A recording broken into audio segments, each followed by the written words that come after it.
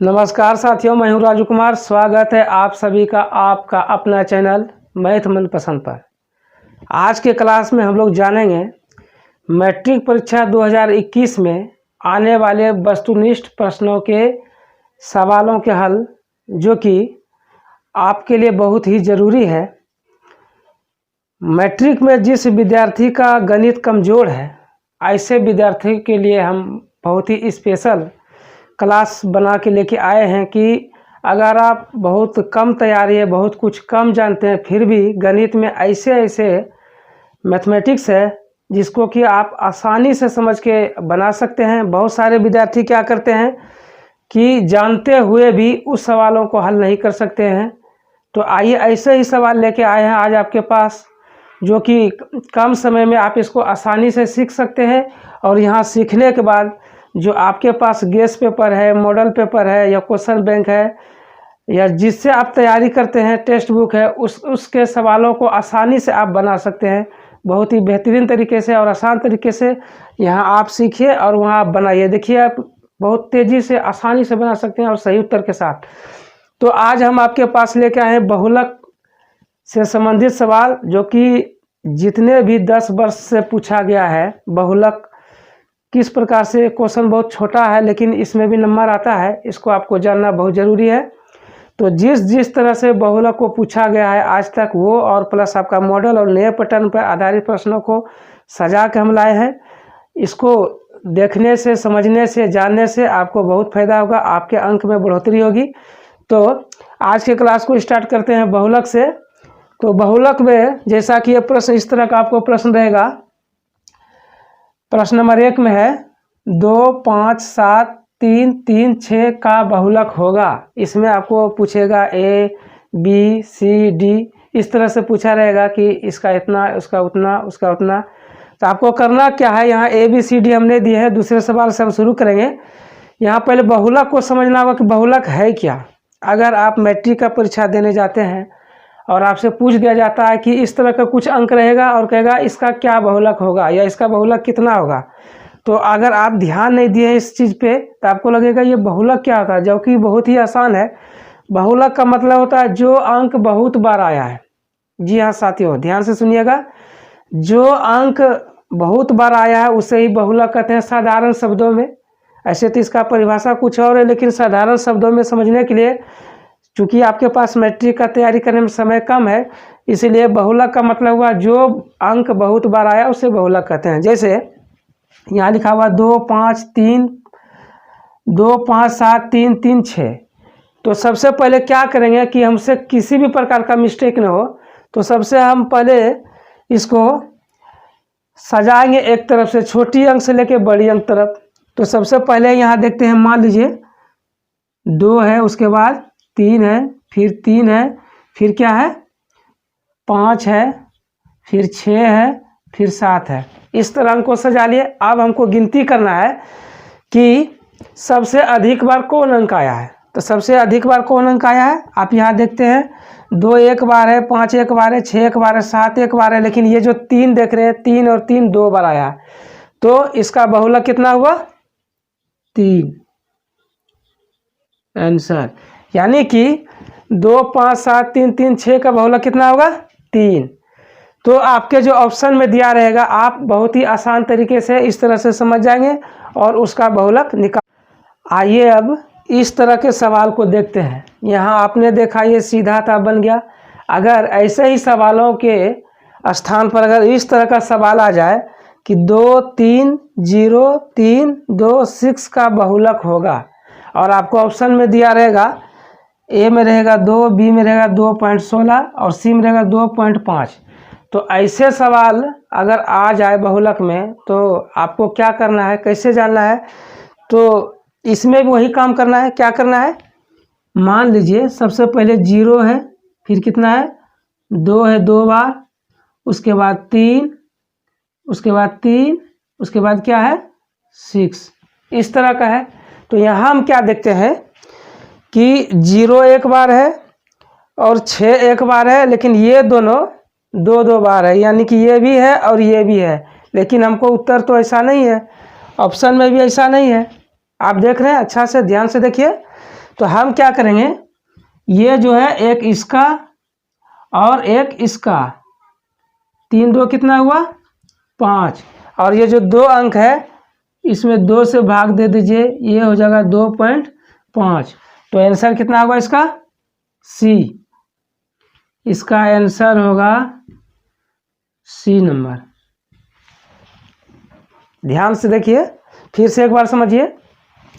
अगर सीधी तरह का अंक होगा तो बहुलक ज्ञात करना बहुत ही आसान है, इस तरह से सजाएंगे और बहुत ही आसानी से जान जाएंगे कि उसका बहुलक क्या होगा। लेकिन यदि इस तरह का सवाल हो कि 2 अंक एक साथ हो तो दोनों अंक को जोड़ देंगे, और 2 अंक है या 3 अंक एक समान हो तो 3 से भाग देंगे, 2 अंक एक समान हो तो 2 से भाग देंगे, और जो उत्तर निकलेगा उसको बहुत ही आसानी से हम लोग आंसर निकाल सकते हैं।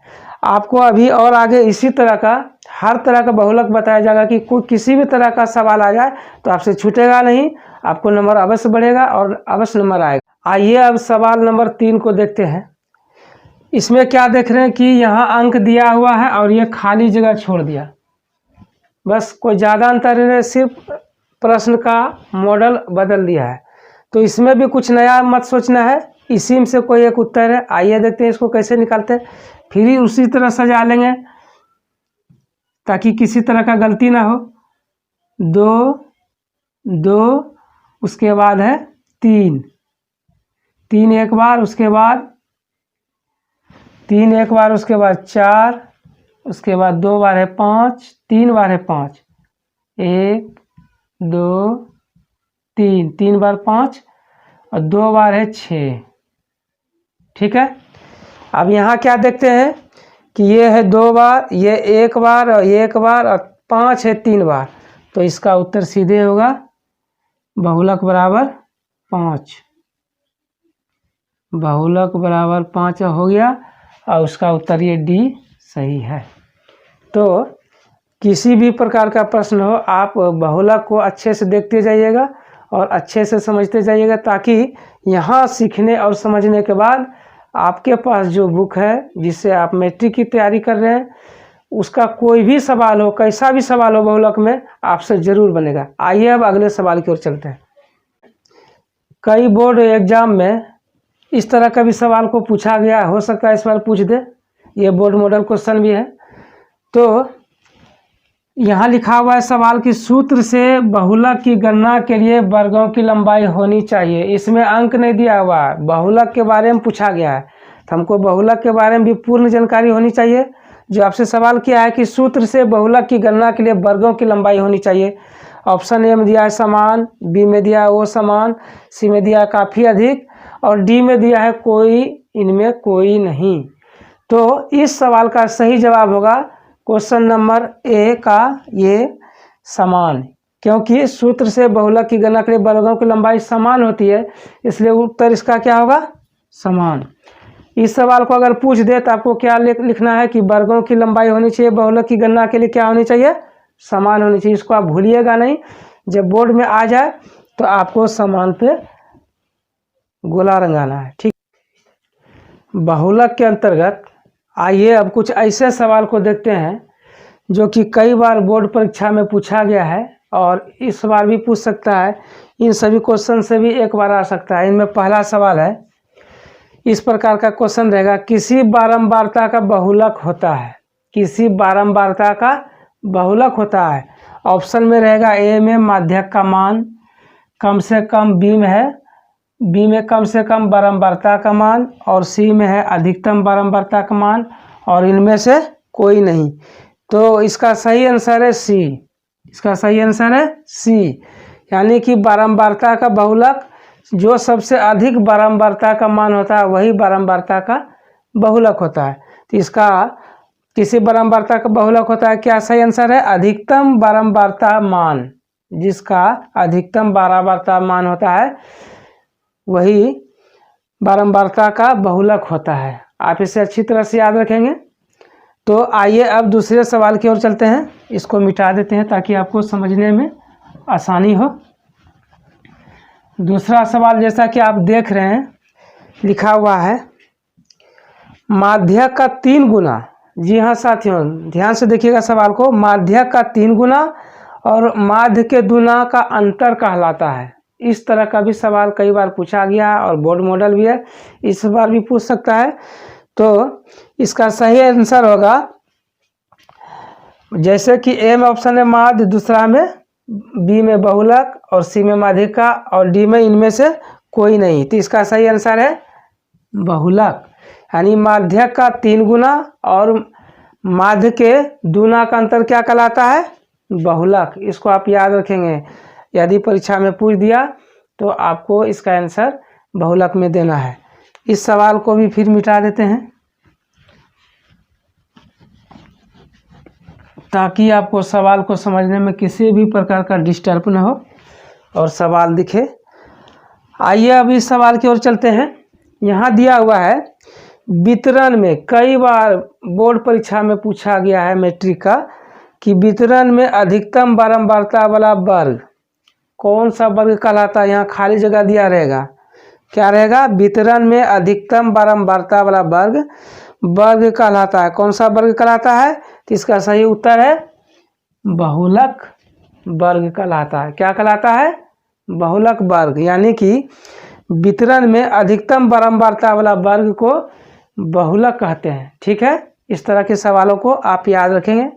और ये जो सवाल आप देख रहे हैं, इस सवाल को भी मैट्रिक परीक्षा में कई बार पूछा गया है और इस बार भी पूछ सकता है। यदि इस तरह का सवाल आपको दे दे कि किसी वितरण के माध्य, बहुलक और माध्यक में संबंध है, तो यहाँ जो ऑप्शन देख रहे हैं, ए में बहुलक बराबर 3 गुना माध्यक माइनस 2 गुना माध्य, और बी में है बहुलक बराबर 2 गुना माध्यक और माइनस 3 गुना माध्य, और यहाँ सी में है बहुलक बराबर 2 गुना माध्यक माइनस 3 गुना माध्य, और डी में है इनमें से कोई नहीं। तो इस सवाल का सही आंसर है ये ए नंबर, बहुलक बराबर 3 गुना माध्यक माइनस 2 गुना माध्य। इसको आप थोड़ा सा याद कर लीजिएगा, ये सवाल आपको पूछा जा सकता है।